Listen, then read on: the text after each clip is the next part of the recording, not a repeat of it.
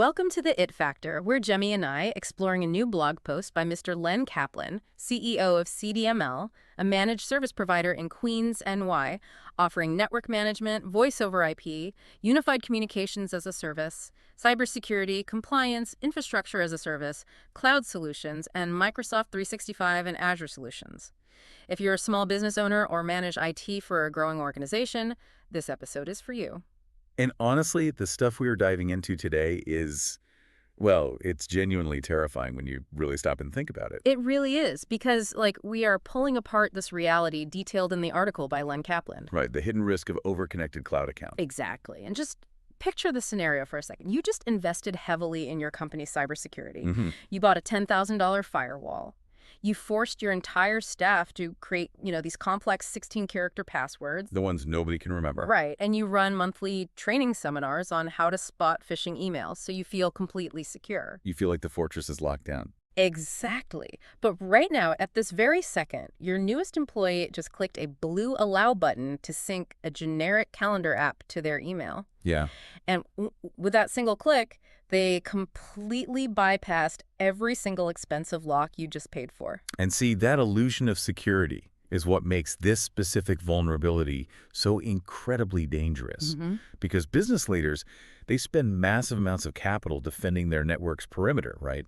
From a traditional smash and grab hack. Like someone trying to guess the password. Exactly. But the most significant threat to your company's data today isn't a hacker forcefully breaking through those defenses. Right. It's that seemingly harmless consent screen that your employees just, click through every single day without reading. I mean, we're talking about the modern blind spot of third-party permissions here because the way software works has just fundamentally changed. Oh, completely. If I want to connect a new project management tool or a scheduling app, it almost never asks me to create a brand new login anymore. Right. Nobody wants to memorize another password. Exactly. Instead, it presents a button that says sign in with Google or sign in with Microsoft. Which brings us to the actual mechanism making this possible. Systems like Microsoft Entra ID or Google's OAuth framework. Right. OAuth. Yeah, OAuth, which stands for Open Authorization. Right. And I want to be clear, it's a digital framework that was designed with a very noble, secure intention. Okay, how so? Well, think about a decade ago. If a third-party application wanted to sync with your email, you actually had to type your real email password directly into that random third-party developer's website. Oh, wow. Yeah. That sounds terrible. It was obviously a terrible idea from a security standpoint. So the tech industry created OAuth. Okay, so how does Oath actually work under the hood then? Because on the surface, it feels incredibly secure, right? You aren't typing your password into an unvetted website. Right. So think of your primary platform like Microsoft 365 or Google Workspace as a bouncer at an exclusive club. Okay, I like this. When a third-party app wants in, the bouncer doesn't give the app your driver's license or your password. Instead, Microsoft verifies who you are and then hands the third-party app a digital authentication token. A token. Yeah, it's essentially a VIP wristband. The app wears that wristband, and it can just walk in and out of the club accessing your emails or files without ever knowing your actual password. That completely changes the deadbolt analogy I was thinking of earlier. Oh, yeah. How are you thinking about it? Well, initially I was thinking about this, okay, you install 5 heavy deadbolts on your front door. And maybe a retinal scanner, too. Yeah, full fortress mode. Exactly. But then you just hand a permanent master key to the plant waterer or the dog walker because it was, convenient. Right. But it's actually worse than that. Because a physical master key, you can take that back if you change the locks, right? Exactly. And that is the crucial difference. Changing your password does absolutely nothing to stop an authentication token. Wait, really? Nothing? Nothing at all. Yeah. That VIP wristband is a magic, invisible copy of a key that works 24/7. It bypasses the front door entirely and doesn't set off any alarms. The organization basically voluntarily opened a side window, handed over this invisible access token based on misplaced trust, and completely negated the firewall. That is wild. But, knowing these apps are quietly sipping your data, that's only half the nightmare. Yeah, it gets worse. The real danger is what happens next, because the bleeding of data into these third-party systems is completely invisible to the business owner. It is. So let's look at the mechanics of that exposure, because it all happens in the background. Okay. Say an employee downloads a shiny new calendar interface built by, I don't know, a tiny 3-person startup. Yeah, it's some cool new productivity tool. Exactly. They click Allow to sync it. Well, that startup now has an active API connection, an application programming interface that is automatically pulling down your client meeting schedules. Oh, yeah. Yeah, your executive travel plans, internal company locations, all of it goes straight into their own databases. And you have no idea how secure those databases are. Or let's talk about a CRM system. Yes, perfect example. And for anyone who isn't familiar, CRM stands for Customer Relationship Management. These are your core sales tools, like Salesforce or HubSpot. So an employee finds a cool browser add-on that promises to automatically log their phone calls and summarize client notes. Sounds super helpful. Right, so they hit Allow. But that add-on is now actively copying your proprietary customer records, your contact information, purchase histories, and it's moving them completely outside of your approved secure systems. It's a massive data bleed. I have to push back here, though. Let's play devil's advocate for a second. Sure. If I'm using a massive enterprise-grade system like Microsoft 365 or Google Workspace, shouldn't its add-ons be safe by default? I mean, if Microsoft is actively hosting the Allow button, haven't they vetted the company on the other side? And see, Yeah. that assumption right there, that is the single biggest trap for small businesses today. Really? Yes. It leads to a phenomenon called silent shadow IT. Now, traditional shadow IT used to mean employees secretly buying unauthorized software on a company credit card. Right, like sneaking around IT. Exactly. Yeah. But silent shadow IT happens right out in the open inside your approved platforms.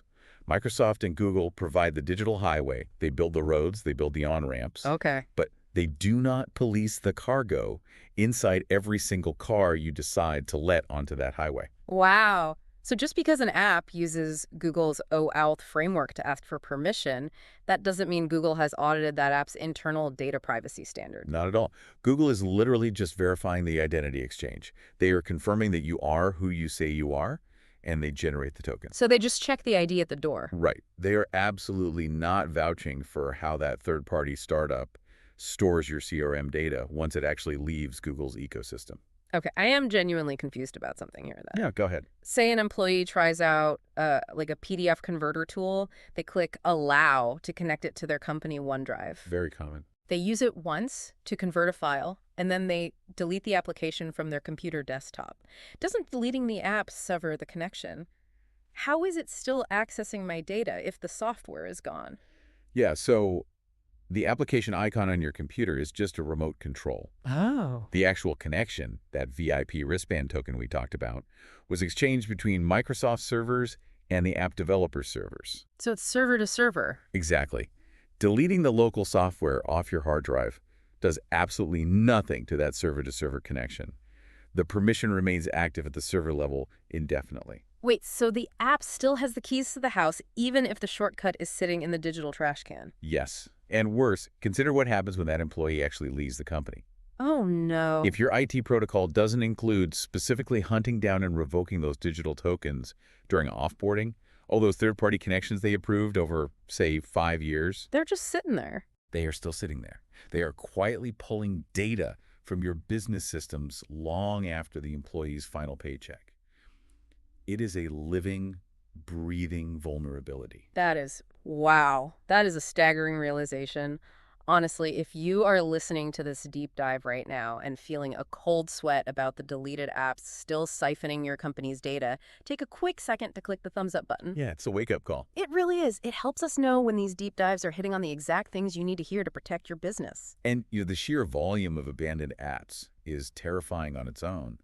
But the situation is escalating so rapidly right now because that stolen data is being fed into the most data-hungry technology we've ever seen. Right, which brings us to the next phase of the problem. Exactly. The AI multiplier effect. Because we are in the middle of an absolute explosion of artificial intelligence tools. And, I mean, the convenience factor is undeniable, right? Oh, it's incredible. We have AI assistants that can analyze a chaotic thread of 50 emails and summarize it in 3 perfectly formatted bullet points. We have tools that sit in on meetings, transcribe the audio, and instantly write a project proposal. But to perform that magic, those AI tools require sweeping, completely unrestricted access to your data. Mm-hmm. The mechanism they use is relentless. They use APIs to constantly scrape your inbox, your chat logs, your documents. They pull all that unstructured data into their own massive vector databases. Because they have to read everything to understand what's actually important enough to summarize. Exactly. They read it all. But surely these AI startups are legally bound to protect the data we feed them, right? Like, doesn't the terms of service protect us from them using our private financial spreadsheets to train their public AI models? I mean, it's a legally binding agreement. Relying on a terms of service agreement as your primary security defense is incredibly risky. Why? Well, first, those agreements change constantly, often with just a simple email notification that, let's be honest, no one actually reads. All right. And second, definitions matter immensely. What you consider highly confidential private data, an AI startup might classify in their fine print as anonymized telemetry data. Oh, wow. Which they believe they have every right to mine and train on. And third, what happens if that shiny new AI startup goes bankrupt in 6 months? I mean, their assets get liquidated, and user data is an incredibly valuable asset. Exactly. If they get breached by a hacker or sold off in a bankruptcy auction, your proprietary trade secrets, your client lists, and your internal communications, they all go with them. That's terrifying. This is why Kaplan anchors this entire discussion on one critical philosophy that every business owner must adopt. And it is this: convenience should not replace governance. Convenience should not replace governance. I actually want to put that on a sticky note on my monitor. It's a good rule to live by. Because it's so tempting to just want the quick summary, to save 15 minutes of typing out a proposal. Of course it is. But governing your data means looking past the slick website and the intrusive features. A vendor might be a legitimate business, but their data retention policies and their internal security architecture might be held together by duct tape. Yeah. You cannot trust them with the keys to your digital kingdom just for a minor productivity boost. Which is exactly why staying informed on these rapidly shifting trends is just non-negotiable right now. And as a quick reminder, CDML publishes insightful new blog posts, just like this one, every Tuesday and Thursday. It's a great resource. It is an incredible resource to help small and mid-sized businesses stay ahead of these AI and security curves.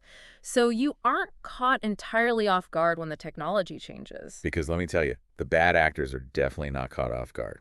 We've talked about careless AI startups and sloppy developers, but we need to look at the attacker's playbook. We need to examine how hackers are actively weaponizing this exact cloud architecture against you. Well, if I'm a hacker, this makes total logical sense, right?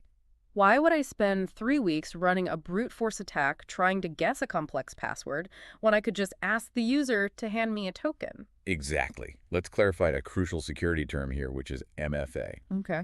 Multi-factor authentication, or MFA, is when you enter a password and then the system demands a secondary proof of identity, like a 6-digit code texted to your phone or a prompt on an authenticator app. Right, which we all use now. Yeah, and it is a fantastic defense against stolen passwords. But it is completely useless against an OAuth token. Right, because the token is the mathematical proof that MFA already happened. Hackers know that cloud permissions bypass MFA entirely. Wow. So their playbook has evolved into something called consent phishing. Consent phishing. Yeah. Instead of sending a traditional clunky phishing email that says, enter your password here, they send a highly sophisticated email that says, your CEO has shared a secure document with you via Microsoft OneDrive. Click here to view it. And when the employee clicks the link, it pops up a legitimate, cryptographically valid Microsoft or Google permission request screen. Exactly. So the user checks the URL, sees that it genuinely says Microsoft.com, feels completely safe, and clicks Allow. Because the hacker isn't spoofing the login page. They actually built a malicious third-party application, registered it with Microsoft or Google, and are using the legitimate infrastructure to ask for your token. That is so sneaky. If the user clicks Allow, the hacker receives direct, persistent access to the email account or the file drive. They never need your password, and they never trigger an MFA prompt. They don't even need to attack my staff directly, do they? Like, they could just use a supply chain attack. Oh, absolutely. Supply chain attacks are incredibly common in this space. Hackers will compromise a legitimate software vendor, maybe a small marketing analytics tool you connected to your CRM 2 years ago. Right. The hackers breach that small vendor, and then they ride that vendor's pre-approved access token straight into your network. Yeah. They use the trust you already granted against you. That is terrifying. So how do we actually stop this? Kaplan lays out 4 essential questions in his article that every organization needs to answer to evaluate their risk. If I'm thinking like a business owner trying to tackle this, I assume the first thing I need to know is just a simple inventory, like who is actually connected to my data? That is question one. Which third-party applications currently have access to company data? You need a comprehensive, overarching list of every integration. Okay. And question two follows naturally. Who approved them?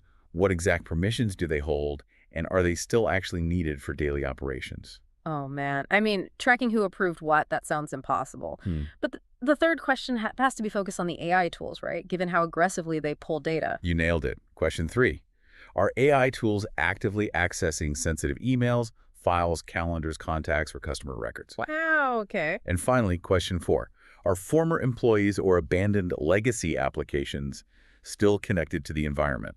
I'm going to be completely honest here. If you are a small business owner listening to this, you are probably feeling your heart rate spike. I wouldn't blame you. Most organizations, especially growing ones, that don't have a massive dedicated internal IT team analyzing server logs all day, probably can't answer a single one of those four questions confidently. It is a paralyzing position to be in.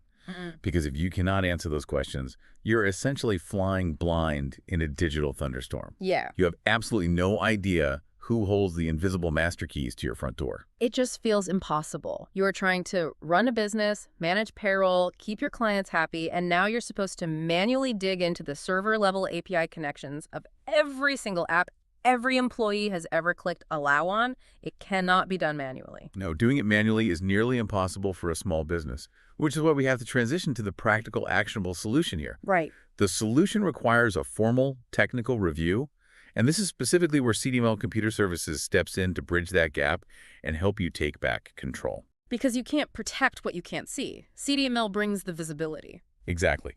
They provide the visibility required to eliminate this hidden risk. They run deep Microsoft 365 security reviews and comprehensive cloud application permission audits. Okay. They map out the entire digital highway and show you every single car that currently has access to your data. So they will actually go into the server architecture, see exactly which tokens are active, what data they're touching, and flag the ones that are malicious, overly broad, or just abandoned. Yes. They also conduct rigorous identity and access management assessments. And what exactly does that cover?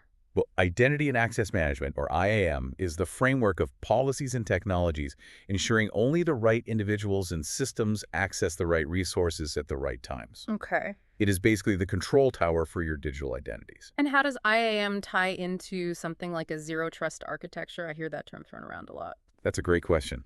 CDML helps implement zero trust planning. And zero trust is not just a tech buzzword. It is a fundamental shift in how networks operate. How so? It means the system assumes every single request is hostile until proven otherwise. Wow. It doesn't matter if the request is coming from your CEO's laptop inside the main office or an app that's been connected for 3 years. It constantly verifies. So no free passes. Exactly. No app gets a free pass just because it asked nicely 5 years ago. That cuts off the silent shadow IT right at the source. It really does. And paired with compliance reviews and continuous security awareness training for your staff, so they actually understand why they shouldn't just click allow to get a task done faster, you build a genuinely robust defense. Yep. I mean, they manage your network, your voice over IP, your CAS platforms, everything. The goal is complex to set up, but simple in practice. Ensure only the right people and the explicitly approved applications touch your data. Period.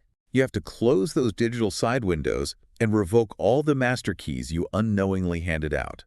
If you're ready to take that first step toward truly securing your cloud environment, do not wait for a catastrophic breach or an AI data leak to force your hand.